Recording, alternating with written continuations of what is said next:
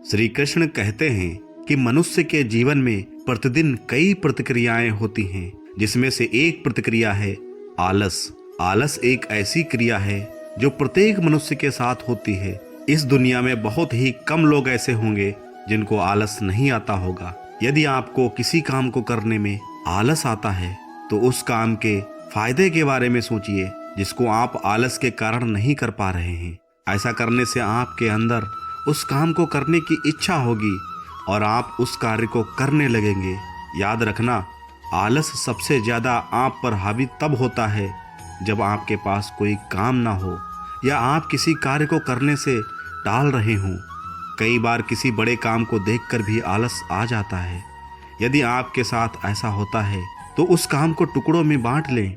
अब वही कार्य आसान हो जाएगा। पहले एक टुकड़े को पूरा करें और फिर कुछ समय बाद सभी को धीरे धीरे पूरा करें, जिससे आपको आलस भी नहीं आएगा। श्री कृष्ण ने भगवत गीता में कहा है, किसी भी कार्य को लगातार ना करें। ऐसा करने से आपको थकान होगी और आपको आलस घेर लेगा।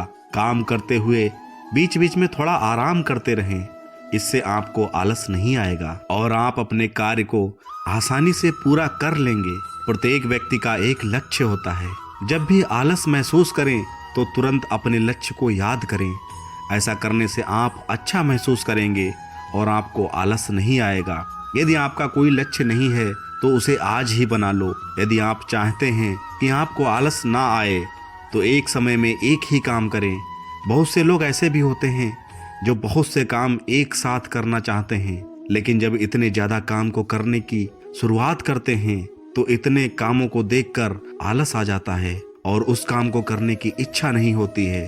अतः एक बार में एक ही कार्य को करने की आदत डालें। किसी भी काम को टालना छोड़ दें, क्योंकि काम को टालना भी आलस कहलाता है। जो लोग काम को टालते हैं वो लोग आलसी होते हैं। याद रखना, किसी काम को टालते रहने से काम पूरा नहीं होता, बल्कि काम को टालने की आदत लग जाती है। तो किसी भी कार्य को टालना बंद करो, आलस खुद ही भाग जाएगा। आप कोई भी काम करें, एक योजना बनाकर करें। किसी भी काम को योजना के साथ करने से आलस नहीं आता है, बल्कि उस काम को करने में मज़ा आता है, क्योंकि पता होता है कि कौन सा कार्य किस समय पर करना है। याद रखना, आलसी होने का मतलब है आप परिवर्तन से डरते हैं, इसलिए हर दिन कार्य को कल पर टालते जाते हैं। कहते हो कल करेंगे, परसों करेंगे, अतः वह कार्य कभी पूर्ण नहीं होता, क्योंकि हम जहाँ पर हैं और जैसे हैं वही बने रहना चाहते हैं। अतः हम बदलाव ही नहीं चाहते हैं। कर्म करने से इनकार करना कायरता की निशानी है। आलस्य और कायरता एक समान है। किसी व्यक्ति को तब तक नहीं बदला जा सकता जब तक वह खुद को बदलना न चाहे।